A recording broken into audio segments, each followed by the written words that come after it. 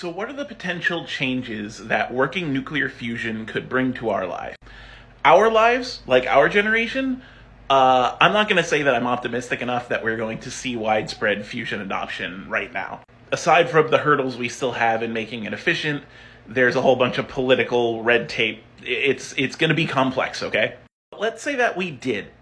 It will be the cheapest form of energy that we have ever encountered. Why? Because the elements needed to create fusion are common elements, some of the most abundant on Earth. We don't need rare radioactive material like we did in nuclear fission. We are fusing hydrogen into helium. We can get hydrogen from water, among other processes. Granted, we need specific isotopes, but still. And having more accessible helium is great. We would be getting energy and getting a product that we want anyway. You're looking at low cost of materials, actually net positive cost in materials, which means most of your costs in running a fusion reactor are going to be upkeep. It is way safer than fission. It does not create nuclear waste. Unlike what we saw in Spider-Man, the chance of it exploding and creating Dr. Octopus are very slim. So in a perfect world where we meet the 2040 projection for building a fusion power plant, if capitalism doesn't fuck it up, that's a big if,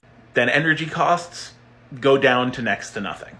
And with abundant clean energy, that could be harnessed for industry, which then would put a dent in all the global warming that we're seeing. Reduce the barriers to industry because now we can run bigger machines for longer, for cheaper. Since the energy is abundant, we can do research into things like storage arrays, which really we should be doing for solar energy to begin with, but again, politics get in the way.